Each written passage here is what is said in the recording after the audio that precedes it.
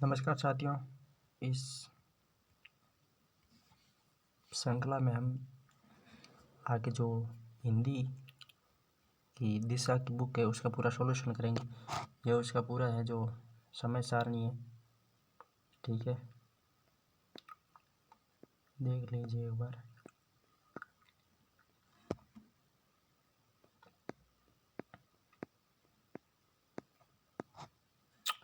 राष्ट्रभाषा हिंदी, यहाँ से शुरू करते हैं। राष्ट्रभाषा हिंदी होती है राष्ट्र के लोगों की संपर्क की भाषा।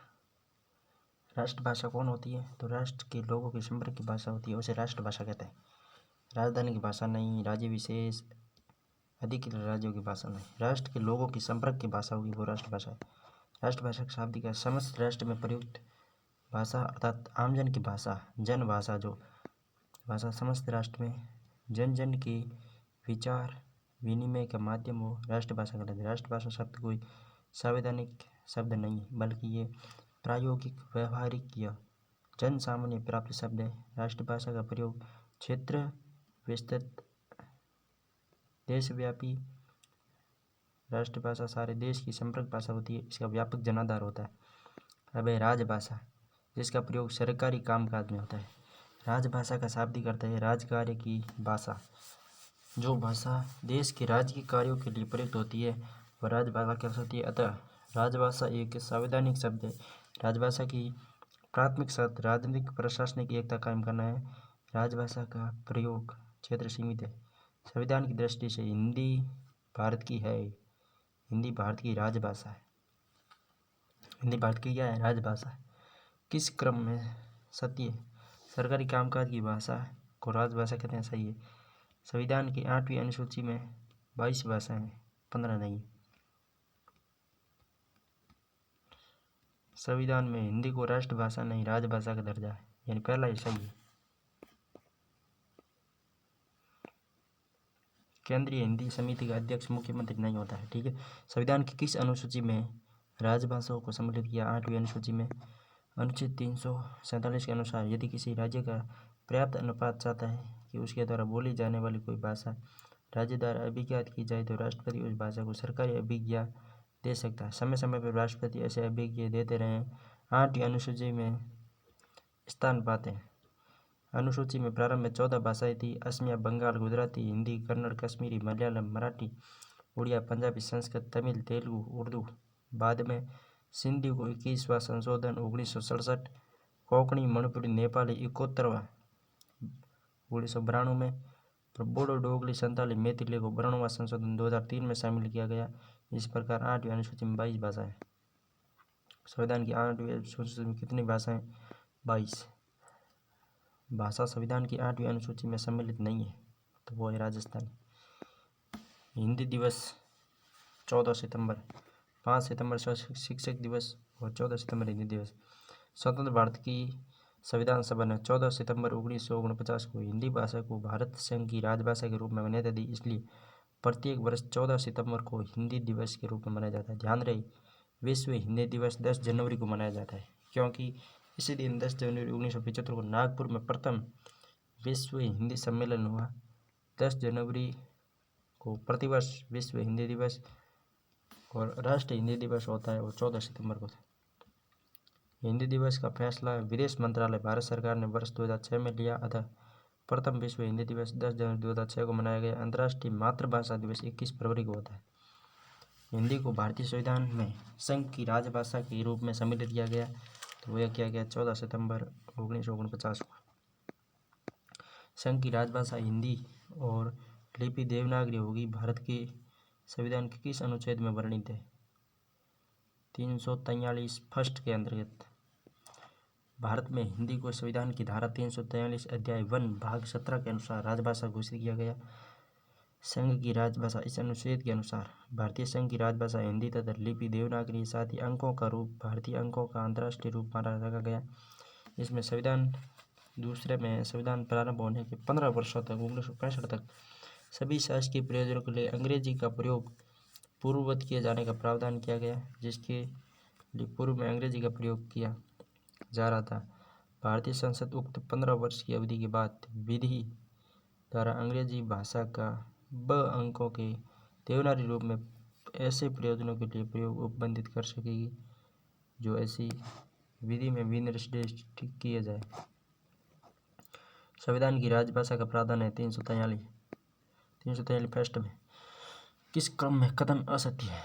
संविधान में 14 सितंबर 1950 को हिंदी को राजभाषा नहीं असत्य है, तो पहला ही असत्य होगा क्योंकि 1950 में नहीं 1949 में दिया था 14 सितंबर 1949 को।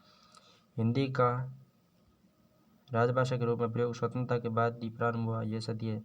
संविधान के अनुच्छेद 348 349 में उच्चतम और न्यायालयों की भाषा के बारे में प्रावधान है, यह सत्य है। संविधान के अनुच्छेद 345 में 348 और 49 में उच्चतम और न्यायालयों की भाषाओं है, ठीक है। संविधान के अनुच्छेद 345 के शब्द में राज्य की राजभाषा अथवा राजभाषा होते हैं। 45 में राज्य की राजभाषा, 343 में तो देश की राजभाषा और 345 में राज्य की राजभाषा और 348 49 में न्यायालयों की भाषा। स्वतंत्र भारत की संविधान सभा ने 14 सितंबर 1949 को हिंदी भाषा को भारत संघ की राजभाषा के रूप में मान्यता दी। अनुच्छेद 343 में संघ की राजभाषा हिंदी और देवनागरी। अनुच्छेद 344 में संविधान के लागू होने के 5 वर्ष बाद राष्ट्रपति एक आयोग और संसद की समिति का गठन करेगा, जिसके तहत प्रथम आयोग जून 1955 में श्री बी.जी. खेर की अध्यक्षता में गठित किया गया। सितंबर 1957 में अनुच्छेद 344(2) के अनुसार तत्कालीन गृह मंत्री गोविंद वल्लभ पंत की अध्यक्षता में संसदीय समिति गठित की गई। अनुच्छेद 345 के तहत राज्य का विधानमंडल विधि द्वारा राज्य के राजकीय प्रयोजनों के लिए उस राज्य में प्रयुक्त होने वाली भाषा या भाषाओं में से किसी एक या अनेक या हिंदी को अंगीकार कर सकता है। संविधान के अनुच्छेद 340 में संघ में राजकीय प्रयोजनों के लिए तत्समय भाषा एक राज्य और दूसरे राज्य के बीच तथा किसी राज्य संघ के बीच संसार के लिए राजभाषा होगी। 347 में तद विषय मांग की जाने पर राष्ट्रपति किसी जन समुदाय द्वारा बोली जाने वाली किसी भाषा को राज्य मान्यता निर्देशन देने का निर्देश दे सकता है। 348 में जब संसद विधि द्वारा अन्य उपबंध न करे तब उच्चतम न्यायालय तथा उच्च न्यायालय और प्रत्येक न्यायालय में सब कार्रवाइयाँ अंग्रेजी भाषा में होगी तथा संसद व राज्य मंडल में विधेयक, नियम, आदेश, विनियम आदि के लिए प्राधिकृत पाठ अंग्रेजी में होगी। संसद और अन्य न्यायालयों के लिए कौन सी भाषा रखी गई है, तो वो अंग्रेजी। 49 में क्या, संविधान के प्रारंभ होने से 15 वर्षों की कालावधि तक अनुच्छेद 345 में वर्णित प्रयोजनों में से किसी के लिए प्रयोग में की जाने वाली भाषा के लिए उपबंध करने वाला कोई विधेयक या संशोधन संसद के किसी सदन में राष्ट्रपति की पूर्व मंजूरी के बिना पुनः स्थापित या प्रस्तावित नहीं किया जाएगा। 350 में वैधता के निवारण के लिए कोई भी भाषा का प्रयोग जैसे भाषाई अल्पसंख्यक वर्गों के लिए प्राथमिक स्तर पर मातृभाषा में शिक्षा की सुविधाएं तथा अल्पसंख्यक वर्गों के लिए विशेष अधिकारी की नियुक्ति राष्ट्रपति द्वारा की जा सकती है। 351 हिंदी के विकास के लिए संघ को निर्देश दिए गए हैं कि वह हिंदी भाषा का प्रसार बढ़ाए और उसका विकास करे, ठीक है। भारतीय संविधान में राजभाषा के संबंध में अनुच्छेद है 343 से 351। राजभाषा अधिनियम 10 मई 1963 को बना। राजभाषा अधिनियम 1963 में पारित किया गया, जिसमें 9 धाराएं। राजभाषा अधिनियम 10 मई 1963 को। संविधान के अनुसार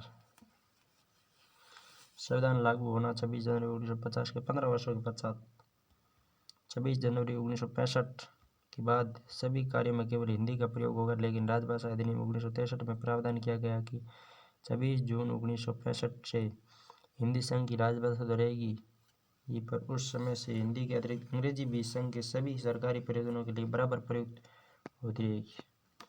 राजभाषा अधिनियम में संशोधन कब हुआ, तो 1967 में। 63 में बना, 67 में संशोधन हुआ। 17 नवंबर 1967 को संसद में सरकार की राजभाषा संकल्प के रखे जाने के साथ साथ 1963 के अधिनियम को संशोधित करने के लिए संसद में एक विधेयक भी प्रस्तुत किया गया। अंततः इसे 8 जनवरी 1968 को अधिनियम दिया गया। 67 के संशोधन द्वारा ये व्यवस्था कर दी गई कि जब तक अहिंदी भाषी राज्यों की विधानसभाएं तथा संसद सहमति न दे तब तक हिंदी के साथ साथ अंग्रेजी भाषा का प्रयोग जारी रहेगा। राजभाषा नियम 1976 में म क्षेत्र में कौन सा राज्य आता है? म क्षेत्र ये शब्द में नहीं आ रहा है। म क्षेत्र में असम आता है। ठीक है। म क्षेत्र के अच्छा ग क्षेत्र है। ग क्षेत्र में असम आता है। ठीक है। राजभाषा अधिनियम की धारा 8(2) के अंतर्गत राजभाषा नियम 1976 की क्षेत्र में जारी किए गए नियम 4 के अनुसार समस्त देश को क, ख, ग इन 3 क्षेत्रों में वर्गीकृत किया गया। क क्षेत्र में वे राज्य और केंद्र शासित क्षेत्र शामिल हैं जिन्हें हिंदी और अपनी राजभाषा के रूप में स्वीकार है। जिनमें हिंदी आती है उनको क में रखा गया, जिसमें बिहार, हरियाणा, राजस्थान, हिमाचल, उत्तर प्रदेश, दिल्ली और केंद्र शासित क्षेत्र अंडमान निकोबार द्वीप समूह। ख में वे राज्य और केंद्र शासित क्षेत्र शामिल है जिन्होंने केंद्र सरकार के साथ पत्र व्यवहार में हिंदी को अपनाने का निर्णय लिया। उन राज्यों और केंद्र शासित प्रधानों ने कहा कि भाई हम केंद्र सरकार के साथ जब भी पत्र लिखेंगे तो हिंदी लिखेंगे। ठीक है। इसमें शामिल गुजरात, महाराष्ट्र, पंजाब केंद्र शासित और चंडीगढ़ है। ग क्षेत्र में शेष सभी राज्य व केंद्र शासित क्षेत्र ग में रखे गए जिन्हें हिंदी में भेजे जाने वाले पत्रों का अंग्रेजी अनुवाद भी भेजा जाता है। 1976 में राजभाषा नियम बनाए गए जिसके अनुसार त्रिभाषा फॉर्मूले को अपनाया गया, जिसमें 3 भाषाओं के प्रयोग का प्रावधान। प्रधान राजभाषा हिंदी, सहायक राजभाषा अंग्रेजी, प्रादेशिक भाषा। राजभाषा नियम 1974 में ख क्षेत्र में कौन सा राज्य सम्मिलित नहीं है? तो हरियाणा ख क्षेत्र में नहीं है। हरियाणा हिंदी में आता है क क्षेत्र में। गुजरात, पंजाब और महाराष्ट्र ख क्षेत्र में आता है। राजभाषा विभाग की स्थापना कब की गई? 25 जून 1975 को राजभाषा विभाग की स्थापना की गई। राजभाषा विभाग 25 जून 1975। राष्ट्रपति ने राजभाषा आयोग के गठन का आदेश आयोग 75 में बना। विभाग आयोग 55 में राजभाषा आयोग का गठन का आदेश 1955 में। राजभाषा विभाग 1975। संविधान के अनुच्छेद 344 के तहत राष्ट्रपति ने सर्वप्रथम जून 1955 में बीजी खेर की अध्यक्षता में स्थापित प्रशासनिक कार्यों में हिंदी के प्रयोग को अनिवार्य करने के लिए राजस्थान राजभाषा अधिनियम 1956 आया। राजस्थान के राज्य विभागों में केवल भाषा और देवनागरी की रबर की मोहरों का प्रयोग कब अनिवार्य किया गया? 1976 में। राजस्थान के राज्य विभागों में केवल भाषा और देवनागरी की अच्छा हिंदी लिखना था यार यहाँ बीच में। केवल हिंदी भाषा और देवनागरी की रबर की मोहरों का प्रयोग कब अनिवार्य किया गया? 1976 में। हिंदी की लिपि कौन सी है? देवनागरी। देवनागरी लिपि का विकास इस लिपि से हुआ है। देवनागरी का विकास ब्राह्मी से हुआ है। आधुनिक देवनागरी लिपि का मतलब ब्राह्मी से हुआ है। देव भाषा संस्कृत से संबंध होने के कारण इस लिपि को देवनागरी कहा जाता है। दक्षिण में इसे नंदी नागरी कहा जाता है। देवनागरी लिपि का विकास ईसा की 7वीं सदी में आरंभ हुआ। इसका सर्वप्रथम प्रयोग गुजरात के राजा जय भट्ट के एक अभिलेख में होता है। देवनागरी का सर्वप्रथम प्रयोग गुजरात के जय भट्ट के एक अभिलेख में होता है। देवनागरी लिपि का विकास हुआ कुटिल लिपि से। कुटिल या ब्राह्मी लिपि से। हिंदी की लिपि देवनागरी हो या गुजराती, राजस्थानी, महाराष्ट्री, मैथिली, केती, बंगला, ब्रजबुली, असमिया या गुरुमुखी लिपि, इन सब भारतीय लिपियों का विकास मूलतः ब्राह्मी लिपि से हुआ है। ब्राह्मी से वर्तमान देवनागरी तक पहुंचने के अनेक चरण हैं। इसे हम इस तरह समझ सकते हैं। पहले ब्राह्मी, फिर गुप्त लिपि, कुटिल लिपि, प्राचीन लिपि, देवनागरी। ब्राह्मी, गुप्त, फिर कुटिल, फिर प्राचीन और फिर देवनागरी। कौन सी देवनागरी की विशेषता नहीं है? विकास की दृष्टि से लिपि ब्राह्मी और खरोष्टी की समकालीन है ना। ये तो बाद में विकसित हुई है। ब्राह्मी से गुप्त बनी, गुप्त से कुटिल बनी, कुटिल से प्राचीन नागरी और फिर प्राचीन नागरी से देवनागरी बनी। कौन सी विशेषताएं हैं तो उसमें देख लो। जैसा उच्चारण होता है वैसा ही लिखा जाता है। एक ध्वनि के लिए एक ही प्रतीक है। सिरो रेखा का प्रयोग होता है। ठीक है, ये विशेषता है देवनागरी लिपि की विशेषता है। ये एक व्यवस्थित ढंग से निर्मित लिपि है। ध्वनियों का क्रम वैज्ञानिक है। स्पर्श ध्वनियों के वर्णन में प्रथम वर्ग कंठ्य ध्वनियों का, अंतिम वर्ग ओष्ठ ध्वनियों का। केवल उच्चारित ध्वनियों के लिए ही चिन्ह प्रयुक्त होते हैं। छपाई और लिखाई के लिए एक ही रूप है। ठीक है। देवनागरी लिपि सुधार के संदर्भ में अ की बारकड़ी को किसने भ्रामक माना है? आचार्य नरेंद्र देव समिति ने अ की बारकड़ी को भ्रामक माना। हिंदी की उत्पत्ति किस अपभ्रंश से हुई है? हिंदी की उत्पत्ति शौरसेनी अपभ्रंश से हुई है। मानक हिंदी से क्या तात्पर्य है? शिष्ट और सुशिक्षित लोगों की भाषा मानक हिंदी। मानक हिंदी उसे कहते हैं जो शिष्ट और सुशिक्षित लोगों की हिंदी भाषा है। शिष्ट और सुशिक्षित लोगों द्वारा प्रयुक्त व्याकरण सम्मत भाषा रूप ही मानक रूप कहलाता है। हिंदी केंद्रीय हिंदी निदेशालय, मानव संसाधन विकास मंत्रालय, भारत सरकार ने देवनागरी लिपि और हिंदी वर्तनी का मानकीकरण किया है। इसके अनुसार मानक हिंदी वर्णमाला इस प्रकार है: अ आ ई उ री, के बाद में ए आई ओ औ, अंग। कुछ व्यंजनों के परिवर्तित मानक रूप है: ख, छ, ज, ध, भ। शब्दों के लिखने में परिवर्तन: लट्टू, ब्रह्मा, विद्या, चिन्ह। मात्राओं में परिवर्तन: जो द्वितीय लिखते थे उसे द्वितीय कर दिया गया। बुद्धि लिखते थे बुद्धि कर दिया, द लिखना ही पड़ेगा आप। मान, उद्धत, ई की मात्रा को संबंधित व्यंजन से तत्काल पूर्व लगाया जाए, व्यंजन के बाद नहीं पूर्व लगाया जाए। पंचम वर्ण को अपने ही वर्ग के लिए बिंदु से दर्शाया जाए, जैसे चंपक, हिंदी, गंगा आदि। प्रथम विश्व हिंदी सम्मेलन कब हुआ? नागपुर में 1975 में, 10 जनवरी 1975 को प्रथम विश्व हिंदी सम्मेलन नागपुर में कब हुआ? 10 जनवरी 1975 को। 10 से 12 जनवरी 1975 को नागपुर, भारत में आयोजित हुआ। इस सम्मेलन की अध्यक्षता मॉरिशस के प्रधानमंत्री डॉक्टर शिव सागर राजगुलाम ने की। उस समय भारत की प्रधानमंत्री श्रीमती इंदिरा गांधी सम्मेलन का उद्घाटन किया। उद्घाटन तो इंदिरा गांधी ने किया, अध्यक्षता किसने की? मॉरिशस ने। तीसरा विश्व हिंदी सम्मेलन अक्टूबर 1983 को नई दिल्ली में आयोजित किया गया। नौवां विश्व हिंदी सम्मेलन सितंबर 2012 को जोहान्सबर्ग, दक्षिणी अफ्रीका में आयोजित किया गया। इस सम्मेलन का मूल विषय था भाषा की अस्मिता एवं हिंदी का वैश्विक संदर्भ। उल्लेखनीय है कि चौथे विश्व हिंदी सम्मेलन मॉरिशस से ही इन सम्मेलनों का आयोजन भारत की सहायता एवं सहयोग से भारत सरकार के विदेश मंत्रालय द्वारा होने लगा। भाषा देवनागरी लिपि में लिखी जाती है। मराठी,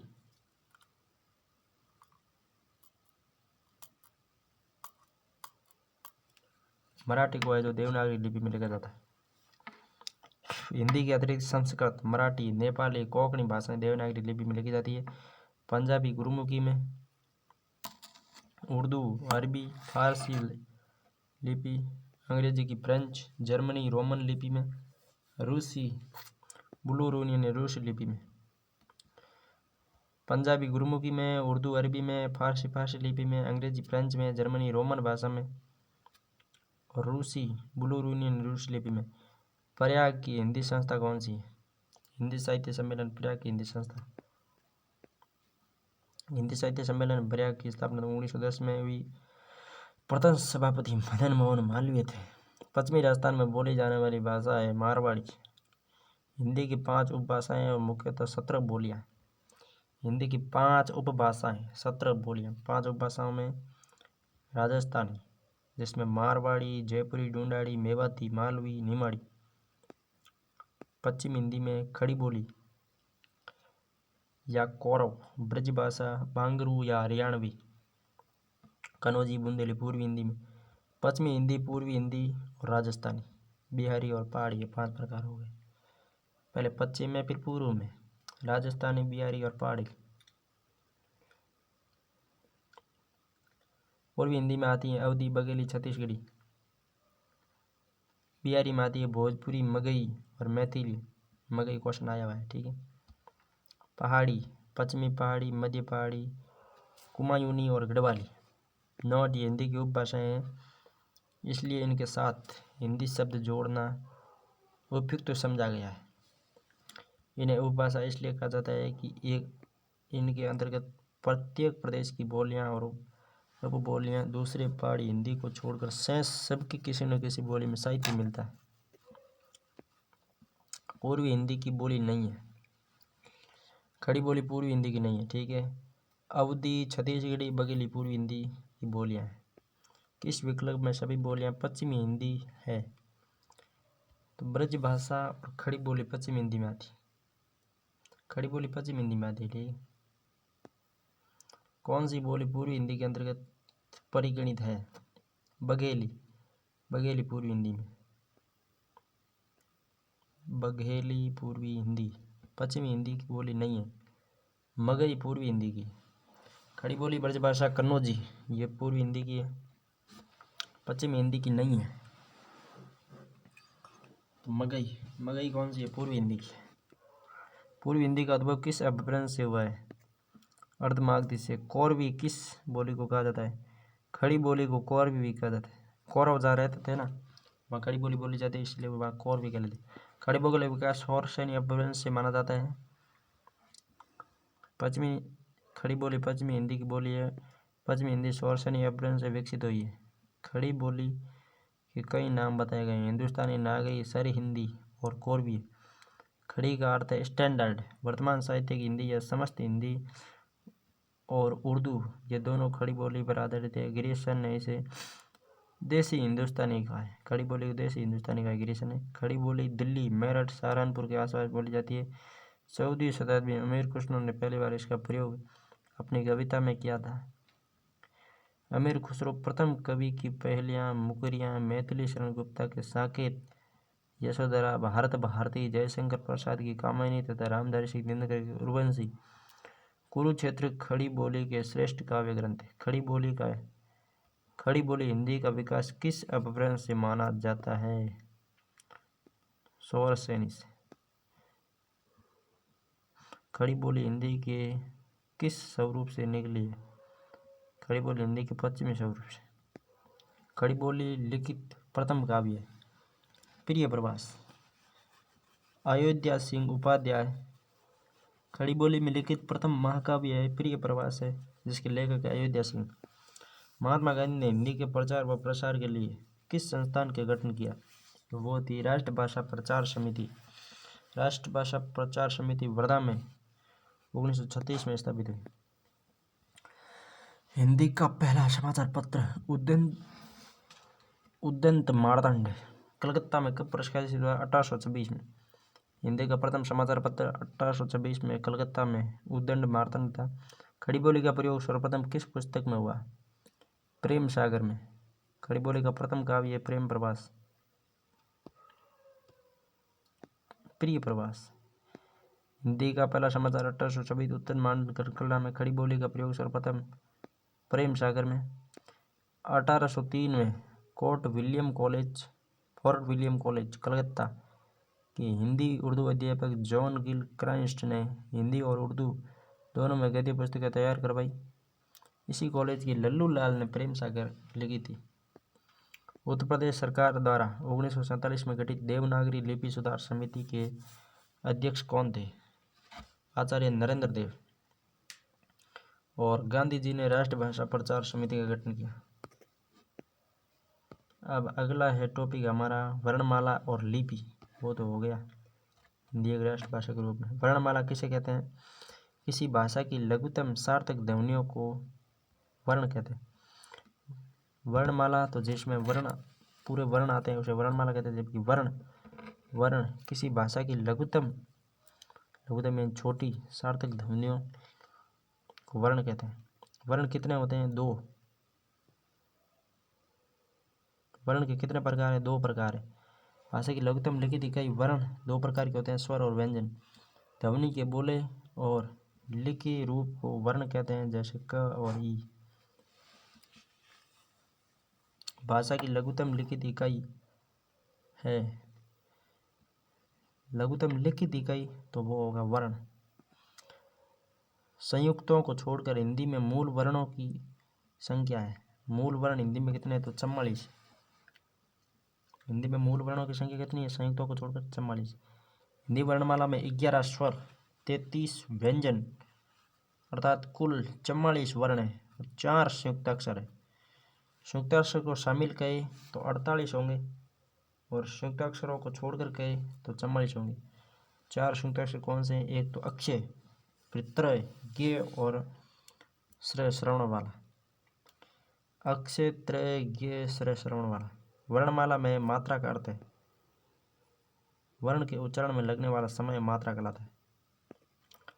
अ को छोड़कर प्रत्येक स्वर की मात्रा होती है। जब स्वरों को व्यंजनों के साथ प्रयोग किया जाता है तो उनकी मात्रा का प्रयोग किया जाता है। जो चिन्ह व्यंजनों के साथ अंत में जोड़े जाते हैं उन्हें मात्रा कहते हैं। जो चिन्ह व्यंजनों के अंत में जोड़े जाते हैं उन्हें मात्रा कहा जाता है।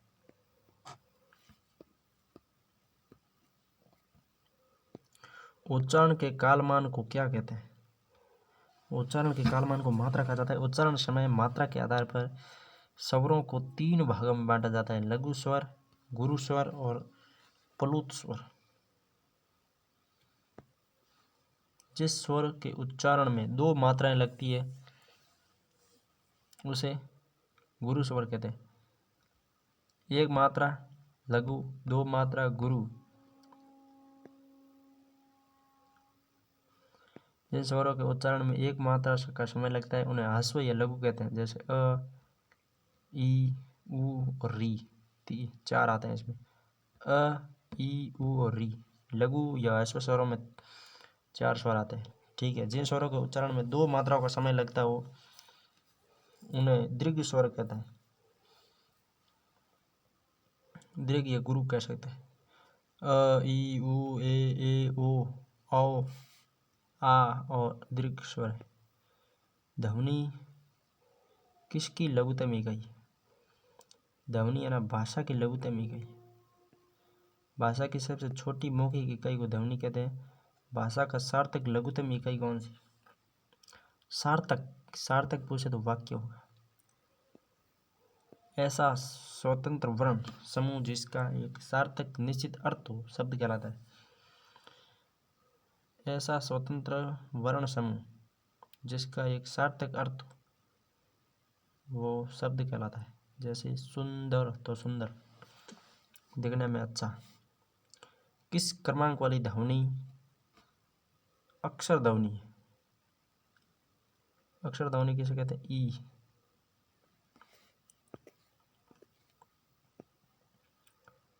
अक्षर का अर्थ होता है अविनाशी या अनाशवान। अक्षर उस मूल ध्वनि को कहते हैं जिसके टुकड़े या विभाजन न हो।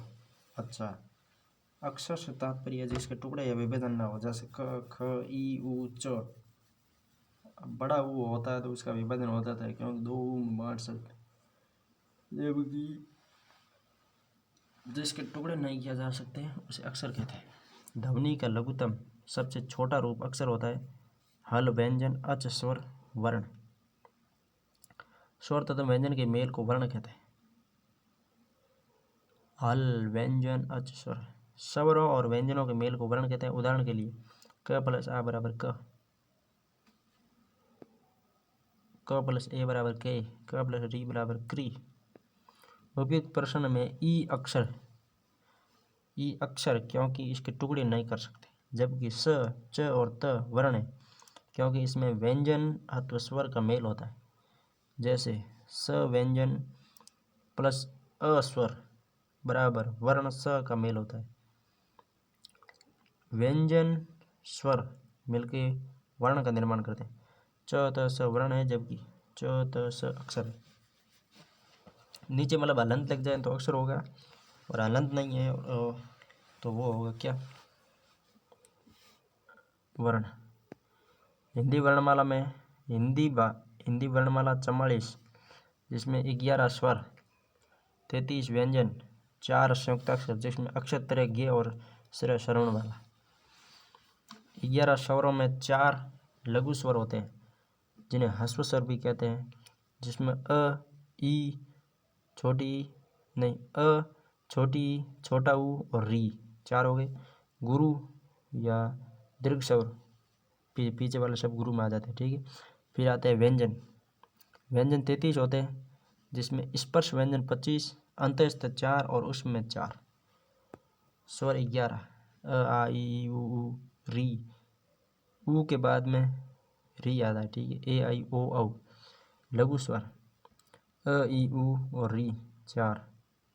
दीर्घ स्वर में आ, ई, उ, ए, आई, ओ, औ 7 हो गए। व्यंजन 33। स्पर्श व्यंजन 5 प्रकार के।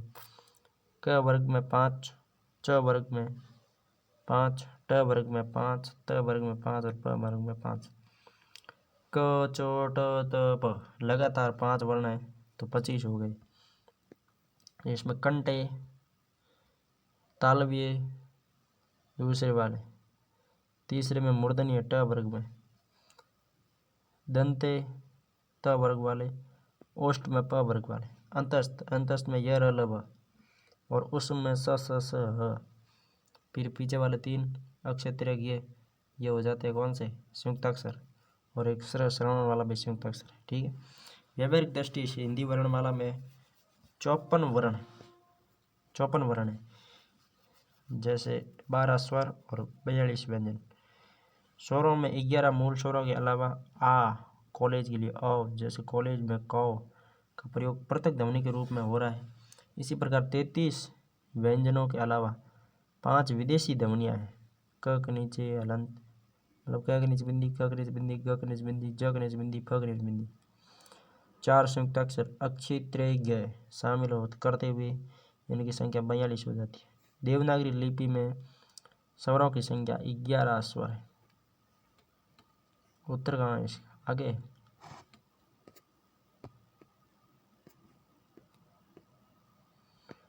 स्पर्श व्यंजनों को उच्चारण के स्थान के आधार पर कितने भागों में बांटा गया? 5। क च ट त प, प में कौन से आते हैं? ओष्ठ वाले। किस क्रम में तालव्य व्यंजन नहीं है? तो तालव्य व्यंजन में घ नहीं आता है। ठीक है। च, ज और ये सभी तालव्य में आते हैं। ठीक है भाई। प फ का उच्चारण स्थान है ओष्ठ। तो ये तो यार सारा आसान हो गया। पहले कंठ, फिर तालु,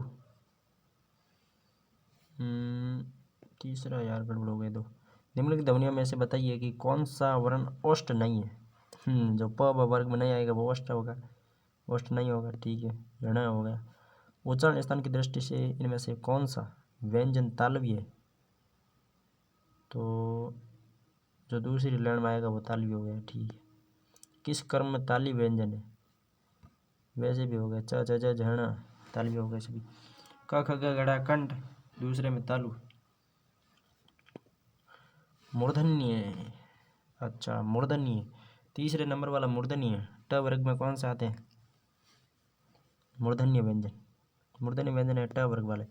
ज और ध, ज पूछे तो ज के लिए तालु, और ध पूछे ध दंत, ज के लिए तालव्य, ध के लिए दंत। भाषा में स्वतः उच्चारित ध्वनियों को निम्नलिखित में से किस नाम से जाना जाता है? स्वर। भाषा में स्वतः उच्चारित ध्वनियों को निम्नलिखित में से किस नाम से जाना जाता है? जो स्वतः उच्चारित होती है उन्हें स्वर कहते हैं। जिन ध्वनियों के उच्चारण में श्वास वायु बिना किसी रुकावट के मुख से निकलती है उन्हें स्वर कहते हैं। उच्चारण समय की मात्रा के आधार पर स्वरों को प्राय 2 भागों में बांटा जाए।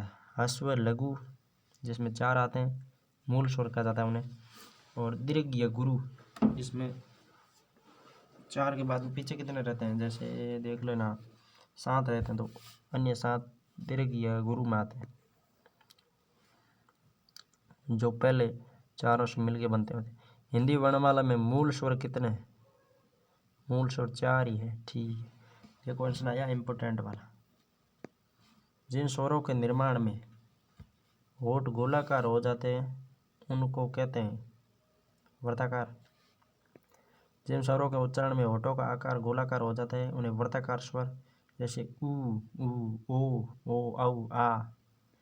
इन स्वरों के उच्चारण में होठ या ओष्ठ गोल न खुलकर अन्य किसी आकार में खुले उन्हें अवर्ताकार स्वर कहते हैं, जैसे अ, आ, ई, ऊ। संवर्त स्वर का अर्थ है कम खुला हुआ मुख। ई और ऊ में, बड़ी ई और बड़े ऊ में मुख थोड़ा कम खुलता है, यानी इन्हें संवर्त कहते हैं।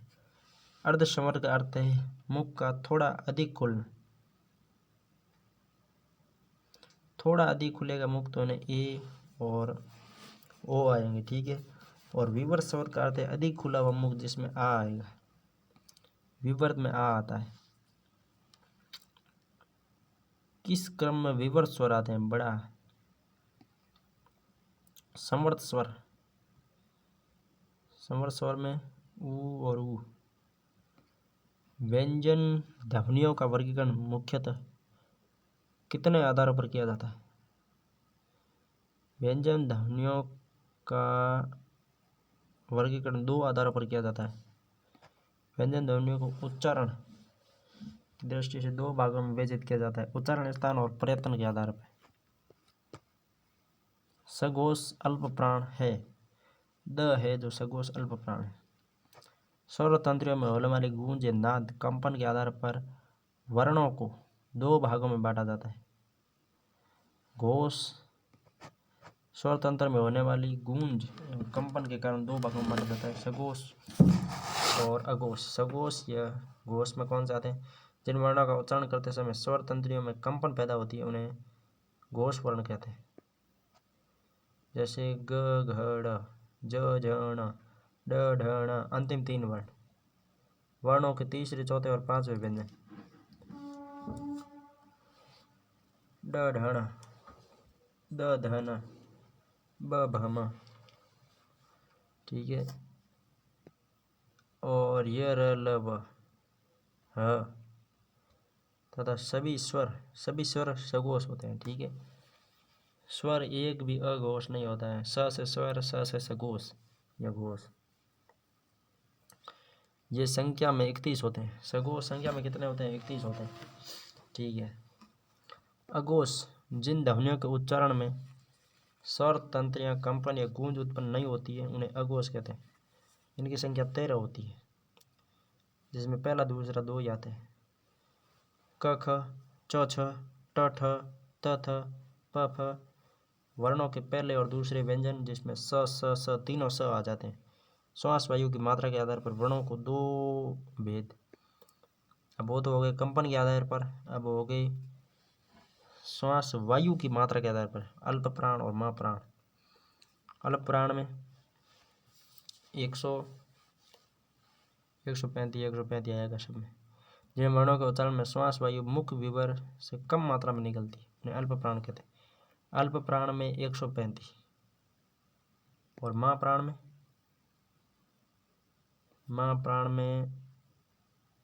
24। महाप्राण में 24। अल्प प्राण में 100, अल्प तो 9 में, ले बेटा 135। ठीक है, और महा तो केवल नाम है, मतलब महा मतलब मान होगा, अधिक लेता होगा, तो अधिक नहीं लेता, ये केवल 24 लेता है। अल्प प्राण 135, महाप्राण 24, मतलब ये वो वर्णों का क्रम है। ठीक है, अल्प प्राण में कितने? जिन वर्णों के उच्चारण में श्वास वायु मुख विवर कम मात्रा में खुलती है, मात्रा कम तो स्वर 3, जैसे क ग पहला, तीसरा और 5वां, प्रथम, तृतीय और पंचम। उसके साथ ही ड़, य र ल व, य र ल व और ड़ इनमें शामिल हो जाते हैं।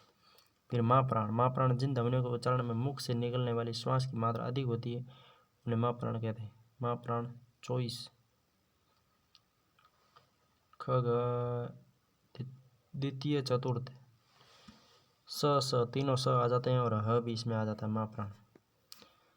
स्वर तंत्रियों में कंपन के आधार पर हिंदी वर्णमाला में व्यंजनों के 2 वर्ग बनते हैं।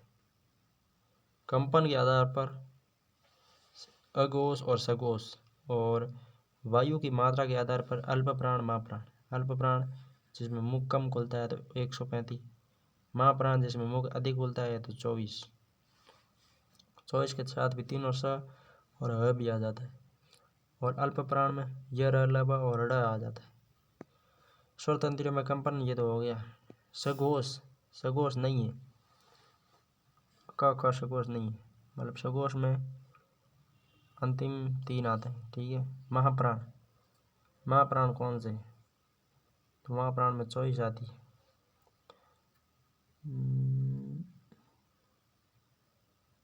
पहला ही महाप्राण। किस क्रमांक में सघोष व्यंजन है? सघोष में अंतिम 3 आते हैं।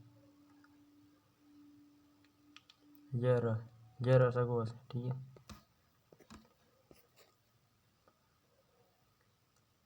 किस क्रमांक में अघोष त थ अघोष है? किस क्रम में अघोष व्यंजन नहीं है? तो यह अघोष में नहीं आता, यह सघोष में आता है। किस क्रम में अल्प प्राण ध्वनि है? अल्प प्राण में 135 में क और ल आते हैं। ठीक है, अल्प प्राण वर्ण कौन से है? क और ग। माँ प्राण में 24, जिसमें तीनों स और अ भी शामिल है। अल्प प्राण में य र ल व और ड आ जाता है, और माँ प्राण में तीनों स और अ। कौन सा घोष वर्ण नहीं है, मतलब अघोष कौन सा है? ठीक है,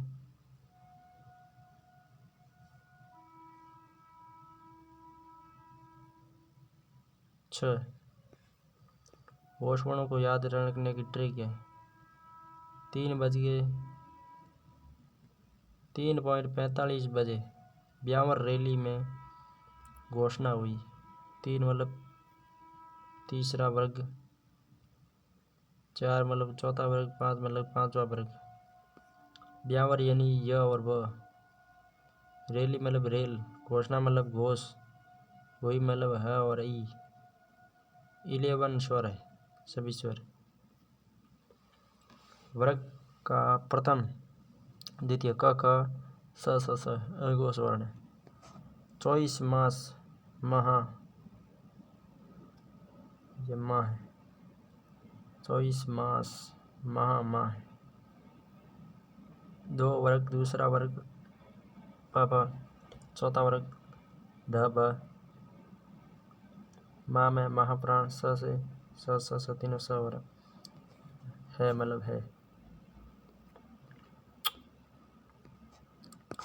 वर्ग का प्रथम वर्ण क, तीसरा ग, पांचवा अण, य र ल व अल्प प्राण। विशेष वर्ग के चौथे वर्ण घ ज ढ ध भ घोष तथा माँ प्राण दोनों में आते हैं। वर्ग का प्रथम वर्ण घोष और अल्प प्राण दोनों में आते हैं। वर्ग का प्रथम वर्ण घोष और अल्प प्राण दोनों में आता है, अघोष और अल्प प्राण दोनों में आता है। जबकि वर्ग का चौथा वर्ण घोष और माँ प्राण दोनों में आता है। वर्ग का चौथा घोष और माँ प्राण में, जबकि वर्ग का प्रथम है जो प्रथम वर्ण है ना, प्रथम वर्ण अघोष और अल्प प्राण में, जबकि चौथा वर्ण घोष और माँ प्राण। स्वर होते हैं, स्वर सभी घोष में आते हैं, घोष या सघोष में।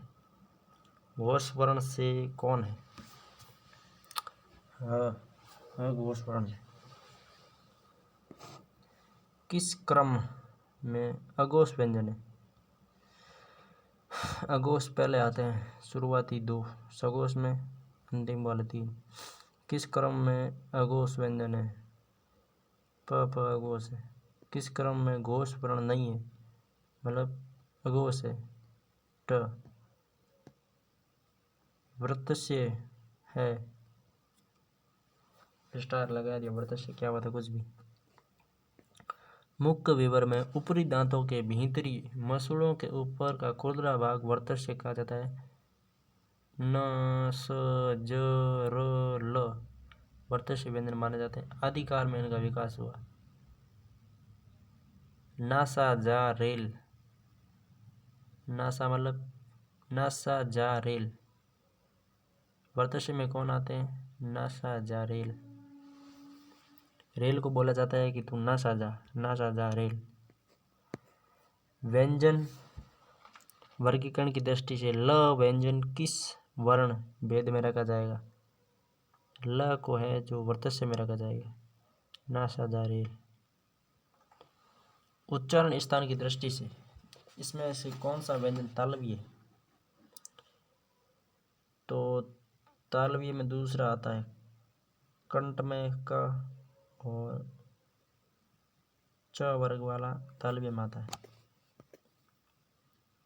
टिक इश्चर्य, ई मतलब 2 ई, च च ज ज ण, यस यस कठोर तालु। पंचांग शब्द में उच्चारित ध्वनियों का लेखन निम्नलिखित में से किसमें हुआ है? तीसरा ऑप्शन पंचाड़ंग। प प्लस अ प्लस ण प्लस च प्लस आ प्लस ड प्लस ग प्लस अ। अतः नासिकीय वर्ण के स्थान पर आजकल अनुस्वार भी मान्य है। नासिकीय वर्ण के स्थान पर अनुस्वार भी मान्य है। द्वित्व का प्रयोग किस शब्द में नहीं हुआ? बलगा में द्वित्व का प्रयोग नहीं हुआ। सच्चा कुत्ता और बगा में द्वित्व का प्रयोग हुआ। द्वित्व से तात्पर्य एक वर्ण का दो बार आना, दो समान व्यंजनों का साथ साथ प्रयुक्त होना द्वित्व कहलाता है। इक्का, धक्का, सुग्गा, बच्चा, थप। कौन सी बात गलत है?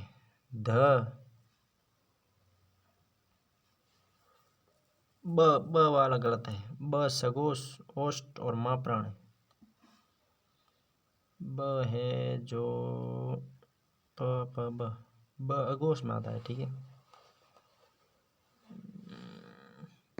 ब अल्प प्राण में। पूरा याद होगा, उसके बाद में समझ आएगा। स्वर रहित र का प्रयोग हुआ है पुनर्निर्माण में। ट्रक पुनर्निर्माण, त्राटक शत्रु। अतः पुनर्निर्माण में र के बाद स्वर नहीं आया है। यदि नीचे का होठ पूरी तरह काट दिया जाए तो किस शब्द के उच्चारण में कठिनाई होगी? ल, ध, ख, ब नहीं बोला जाएगा। उ और प वर्ग में उच्चारण स्थान होठ से होता है, तो नीचे का होठ कटेगा, इनमें से कोई नहीं बोला जाएगा। उच्चित ध्वनि का प्रयोग हुआ है पढ़ाई में। उच्चित ध्वनि का प्रयोग है जिसके उच्चारण में जीवा की नोक झटके से नीचे गिरती है, वह उच्चित ध्वनि कहलाती है। ड उच्चित ध्वनियाँ हैं पढ़ाई, ड उच्चित ध्वनि। उच्चारण की प्रकृति और प्रयत्न के अनुसार हिंदी ड और ड व्यंजनों की सही संज्ञा किस क्रमांक में है? उच्चित में स और ह संघर्षीय। जिन व्यंजनों के उच्चारण में दो उच्चारण अवयव इतनी निकटता पर आ जाते हैं कि बीच का मार्ग छोटा हो जाता है, तब वायु घर्षण करती हुई निकलती है, उन्हें संघर्षी कहते हैं। स तीन स और ह खजप। व्यंजन वर्णों के संबंध में कौन सा विकल्प सम्मिलित नहीं है? स संघर्षहीन है, यह गलत है। यह व अर्धस्वर है। च स्पर्शी संघर्षी है। ग स्पर्श व्यंजन है। किस क्रम में पार्श्विक व्यंजन है? तो ल एक पार्श्विक व्यंजन जिसके उच्चारण में जीवा का अगला भाग मसूड़ों को छूता है, हवा पार्श्व से निकल जाती है, पार्श्विक या वत्सरिक कहते हैं। रू का वर्ण विच्छेदन है। र प्लस बड़ा ऊ।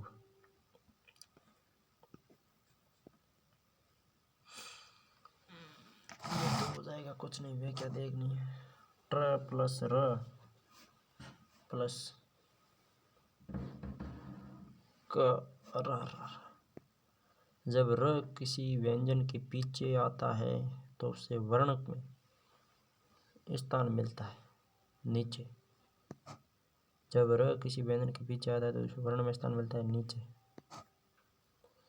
जब र स्वर युक्त होता है तो उसे व्यंजन के नीचे स्थान मिलता है। यदि र से पहले हलंत स्वर व्यंजन हो, जैसे शर्म, ड्रग, किस क्रम में स्पर्श संघर्षी व्यंजन है? तो छ से छाड़ी वाला, इसमें स्पर्श संघर्षी है। जिस व्यंजनों के उच्चारण में स्पर्श का समय अपेक्षाकृत अधिक होता है और उच्चारण के बाद वाला भाग संघर्षी होता है, वे स्पर्श संघर्षी कहलाता है। च ज ज। किस क्रम में पच्च स्वर है? ऊ छोटा ऊ पच्च स्वर है।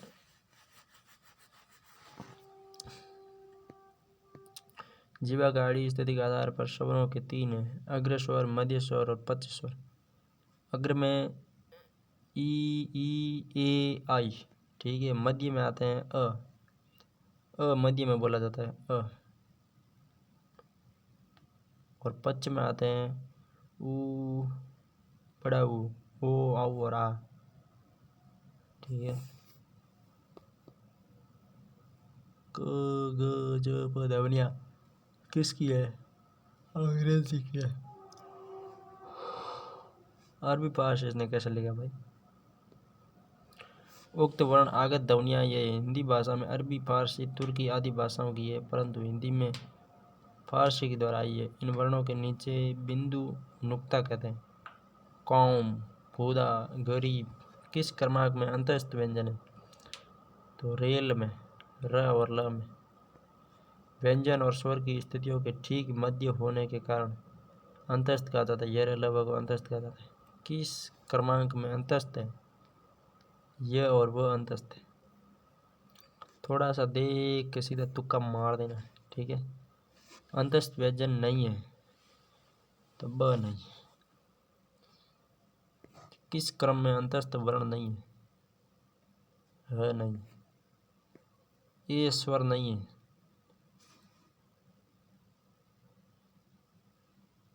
चौथे में ए नहीं है, एक ओनली खाली ए, इसमें आए। वैदिक, ऐक्य, पैतृक। प्यास शब्द का वर्ण विच्छेदन है। प प्लस य प्लस आ प्लस स प्लस अ। री स्वर नहीं, चौथे में नहीं है। रिवाज लूंगा। कृपा कृष्णा दृष्टि, री नीचे लगती है, हमेशा ध्यान कर लेना। अयोग व किसे कहा जाता है? विसर्ग को अयोग व कहा जाता है। स्वर के बाद आने वाली नासिक की ध्वनि अनुस्वार कहलाती है। अनुस्वार विसर्ग को अयोग व कहा जाता है। दो बिंदियां, क्योंकि यह न तो स्वर है और न ही व्यंजन में गिने जाते। विसर्ग न ही स्वर है न ही व्यंजन, इसलिए इसे अयोग व कहा जाता है। किस ध्वनियों को अनुस्वार कहा जाता है? स्वर के बाद आने वाली नासिक की ध्वनि अनुस्वार कहलाती है। कौन सा वर्ण ओष्ठ नहीं है? वह ओष्ठ में नहीं आता है, ठीक है। वह का उच्चारण दंतोष्ठ होता है। वर्णमाला में कुल व्यंजनों की संख्या है। कुल व्यंजन 33 होते हैं। जो ध्वनियाँ स्वरों की सहायता से बोली जाती है उन्हें व्यंजन कहा जाता है। किस क्रम में सघोष, महाप्राण, कांकल्य व्यंजन है? ह। दंतेरवे की नासिक की ण और ड़ दोनों नासिक। जिन व्यंजनों के उच्चारण करते समय मुख्य अवयव वायु को रोकते हैं, परंतु वायु मुख से न निकलकर नाक से निकलती है, उन्हें नासिक कहा जाता है। जैसे ड, ण, ण, न और म। अनुनासिक का संबंध होता है नाक और मुख से। अनुनासिक का संबंध होता है नाक और मुख से। स्वर के उच्चारण में वायु यदि मुंह के साथ साथ नाक से निकलती है उन्हें अनुनासिक स्वर कहते हैं। अनुनासिक शब्दों को चंद्र बिंदु लगाकर लिखा जाता है। यदि पांचों व्यंजन वर्गों के अंतिम वर्ण नासिकीय ध्वनियाँ अनुनासिक ध्वनियों का सही क्रम है ऑप्शन 2। अनुनासिक स्वर कौन से शब्द में नहीं है? घंटा में नहीं, घंटा फर्क पड़ेगा। गांव, दांत, अंश में है, जबकि घंटा में नहीं। ओ और आओ किस प्रकार की वर्ण है? कंठोष्ठ। किस क्रमांक में स्पर्श व्यंजन नहीं है? स और ह में स्पर्श नहीं है। तीनों स और ह उसमें व्यंजन में आते हैं, स्पर्श में नहीं। अघोष व्यंजन है दोनों स। किस व्यंजन के उच्चारण में जीवा तालु से नहीं टकराती? घ।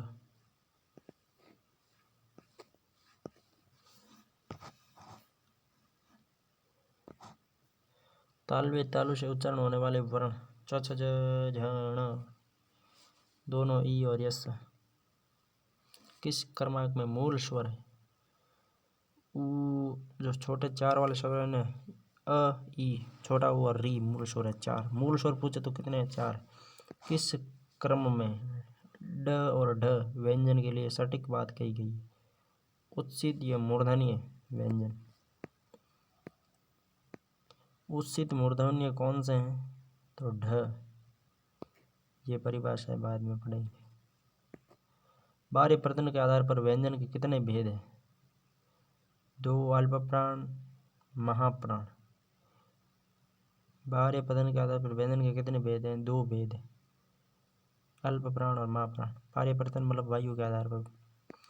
स्वर तंत्रियों में होने वाली कंपन या नाद के आधार पर सघोष एवं अघोष और वायु के प्रवाह के आधार पर ही 2 है, अल्प प्राण, महाप्राण। ओम को किस तरह का स्वर कहा जाता है? ओम को प्लुत स्वर है। जिन स्वरों के उच्चारण में दीर्घ से दुगुना तथा ह्रस्व से तिगुना समय लगता है उन्हें प्लुत स्वर कहा जाता है। और ओनली, रा और ओम 2 ऐसे शब्द हैं जिन स्वरों के उच्चारण में मुंह सबसे कम खुलता है।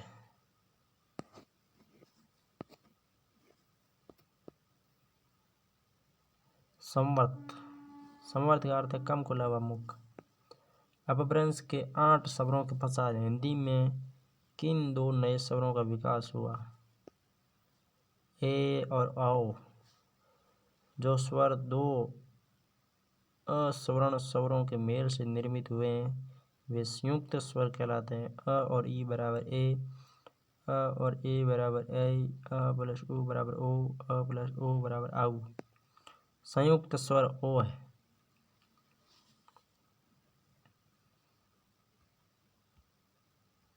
कौन सा कथन सही नहीं है? ई संयुक्त स्वर नहीं है। अ कंठीय है, आ दीर्घ है, ई मूल। संयुक्त व्यंजन कौन से हैं? अक्षेत्र और ज्ञ प्लस श्रवण वाला संयुक्त व्यंजन में आते हैं। हिंदी में 4 संयुक्त व्यंजन है, अक्षेत्र, ज्ञ और श्रवण वाला। संयुक्त का पहला व्यंजन अ रहित, अगला स्वर सहित होता है। संयुक्त का पहला व्यंजन अ रहित और अगला स्वर सहित होता है। संयुक्त व्यंजन है श्रवण वाला। कितना हल्का सवाल आया है 2018 रीट लेवल 1 में। ऐसे आ जाए ना तो फोड़ के रख दें पेपर को। संयुक्त व्यंजन का उदाहरण है अक्षय। संयुक्त व्यंजन है त्र।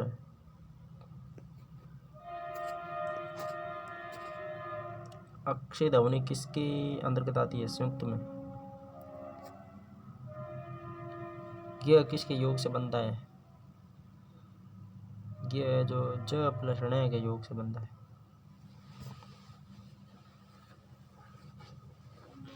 वर्ण के उच्चारण में जीवा दांतों का स्पर्श करती है। त है उसके उच्चारण में जीवा दांतों का स्पर्श करती है। ज्ञ के लिए ज और वैसे होता है ज ही है, ज। ज्ञ नहीं बोलना चाहिए, इसे ज बोलना चाहिए, ज।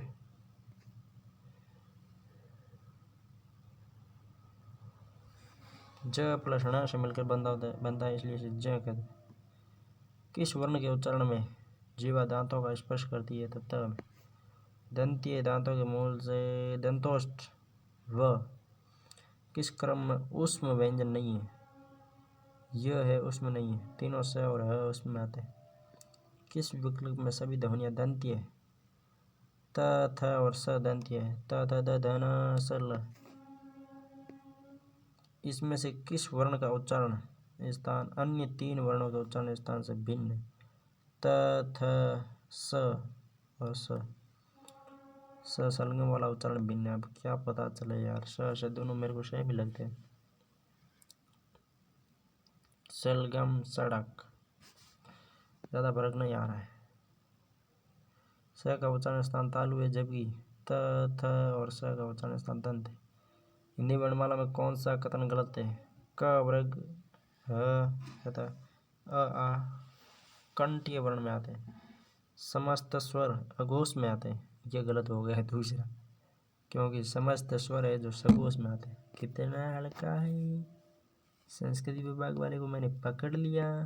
देखो, च वर्ग को स्पर्शी संघर्षी ड ढ उत्थित व्यंजन। हिंदी वर्णमाला में सभी स्वर घोष होते हैं। ये वही ना बात, पकड़े गई। कौन सा कथन गलत है? अकंठीय है, सही है। स्वर अघोष नहीं, स्वर सघोष होते हैं। कितने हल्के सवाल देते हैं। थोड़ा सा ध्यान से क्वेश्चन को पढ़ लेना 2 बार, आराम से समझ पकड़ में आ जाता है। बड़ा ऊ ओष्ठ ध्वनि है, सही है। क स्पर्श व्यंजन है, सही है। स्वरों से संबंधित कौन सा कथन सही नहीं है? ओ और आउ स्वर्ण स्वर है, स्वर्ण नहीं है भाई। एक ही स्थान से उच्चारित होने वाले स्वर स्वर्ण कहलाते हैं, ठीक है। तो ओ और आउ एक स्थान से थोड़ी होते हैं। ऊ और बड़ा ऊ परस्पर सवर्ण स्वर है, ठीक है। उच्चारण में लगने वाले समय के आधार पर स्वरों के 2 भेद होते हैं, सही है। ओ और औ भी स्वर्ण नहीं है, इनकी उत्पत्ति अस्वर्ण स्वरों के मेल से हुई है, ठीक है। किस विकल्प के सभी वर्ण स्पर्श व्यंजन नहीं है? तो चौथा में यह स्पर्श व्यंजन नहीं। मतलब क से लगा के क वाली ले लें, च वाली, ट वाली, त वाली और त वाली, ये सभी मतलब स्पर्श व्यंजन आते हैं। स्पर्श व्यंजन 25 है ना। मूर्धन्य, मूर्धन्य ट वाली लाइन आती, ट ठ ड ढ। ढ का उच्चारण है मुर्दा। ये देखो 2018 में कितने हल्के सवाल। ट ठ और स का उच्चारण है मुर्दा। क वाली कंठ में, च वाली तालव्य में, ट वाली मूर्धन्य में और द वाली दंतोष्ठ और त वाली द वाली सामान्य और प वाली ओष्ठ। किस विकल्प के सभी वर्ण मूर्धन्य है? मूर्धन्य में ट वर्ग जाता है, ठीक है। री का उच्चारण स्थान है री मुर्दा। मुर्दा उच्चारण स्थान से उत्पन्न होने वाले ट प्रकंपित ध्वनि, प्रकंपित ध्वनि को लुंठित ध्वनि भी कहते हैं। र प्रकंपित ध्वनि है, इसके उच्चारण में जीभ लुढ़कती हुई कंपन करती है। किस शब्द में सभी व्यंजन स्वर युक्त है? किस शब्द में सभी व्यंजन स्वर युक्त है? तो प्रथा, प्रथा में सभी व्यंजन स्वर युक्त है, क्योंकि प के नीचे जो है वो री लगी हुई है। री को क्या कहते हैं? री रण, रण को क्या कहते हैं? रण को कहते हैं स्वर।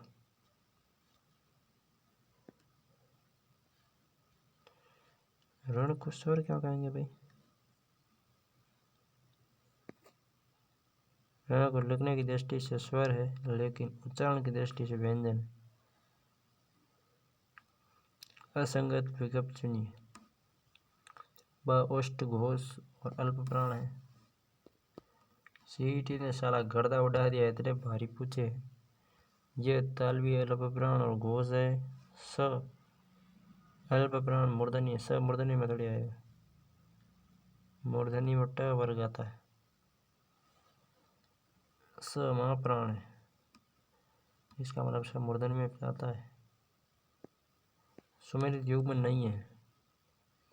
दीर्घ स्वर में री, री है जो दीर्घ में नहीं आता है, लघु स्वर में आता है। अंतस्थ व संयुक्त अक्षय उष्म है। जिन व्यंजनों के उच्चारण में वायु प्रवाह मुख और नासिक दोनों रंध्रों से होकर निकलती है उन्हें नासिक कहते हैं। सभी वर्गों के 5वां वर्ण नासिक व्यंजन अनुस्वार कहते हैं, मुख एवं नासिक से निकलते हैं। गलत विकल्प कौन सा है? तीसरा गलत है। लहरी का प्रयोग स्वर के रूप में हिंदी में नहीं होता है। विसर्ग न तो स्वर है न व्यंजन है। तीसरा क्या? अनुस्वार की तरह विसर्ग भी स्वर के पहले आता है? नहीं, विसर्ग स्वर के बाद आता है। ह्रस्व स्वर की उत्पत्ति दूसरे स्वरों से नहीं होती है, ठीक है। अनुस्वार की तरह विसर्ग भी स्वर के बाद आता है। अनुस्वार की तरह ही विसर्ग भी स्वर के बाद आता है। अशुद्ध है, दूसरा अशुद्ध है। प्रत्येक वर्ग का पहला और चौथा वर्ण तथा ऊष्म वर्ण महाप्राण। पहला और चौथा महाप्राण नहीं है, दूसरा और चौथा महाप्राण होता है। ठीक है, उल्लू नहीं बनाने का। प्रत्येक वर्ग का पहला, तीसरा, पांचवा अल्प प्राण है। ठीक है, तीसरे में क्या है? अल्प प्राण की उपेक्षा महाप्राण वर्णों में प्राणवायु का अधिक होता है। ठीक है, अक्षत्रिय की गणना स्वतंत्र वर्णों में नहीं होती है। स्वतंत्र में कैसे होगी? संयुक्त में होती है ना इनकी। प्रत्येक वर्ग का दूसरा और चौथा वर्ण तथा ऊष्म वर्ण महाप्राण है। दूसरा और चौथा हो गया, पहला और चौथा नहीं। अघोष वर्ण नहीं है तो वह घोष वर्ण। संधि की दृष्टि से संगत विकल्प का चयन कीजिए। दीर्घ स्वर में ख में टू, पहले में क्या है? मूल स्वर अ ई उ और री। ठीक है, दूसरा, पहले में 3, दूसरे में ख, पहले में 3, दूसरे में 2, तो हो गया हमारा जुगाड़। अल्प प्राण में य लब और अघोष में ख छ फ स। अ स्वर का उच्चारण स्थान है कंठ से होता है। ठीक है, कंठी ध्वनि कौन सी है? क ख। क हो गया कंठ से, त हो गया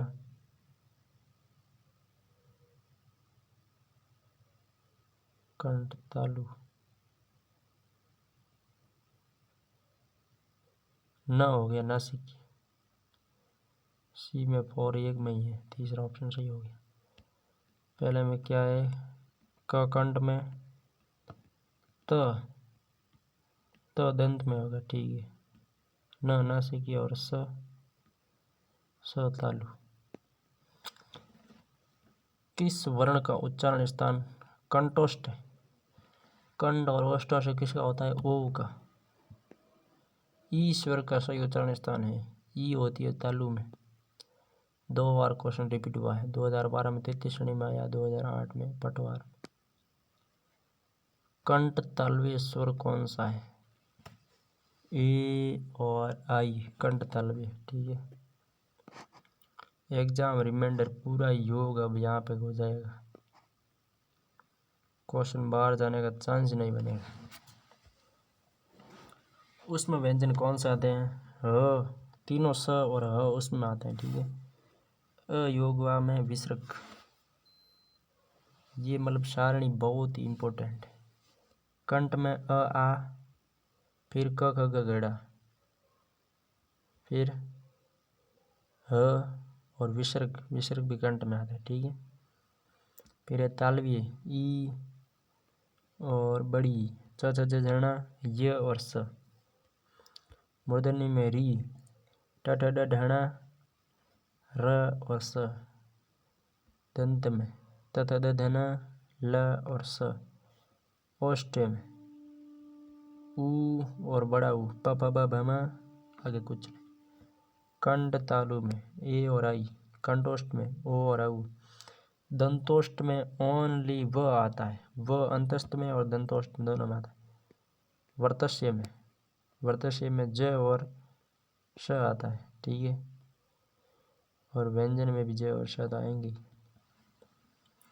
नासिकीय में अंतिम 5 वाले वो व्यंजन में आते हैं, और नासिकीय में ही अनुस्वार और अनुनासिक आते हैं। विसर्ग तो कंठ में आएगा, लारे दो बिंदे लागे ना, उसको कंठ है, विसर्ग यानी कंठ है। अनुस्वार और अनुनासिक आते हैं नासिकीय में। ठीक है, हमारा हो गया सॉल्यूशन पूरा। जय हिंद, जय भारत।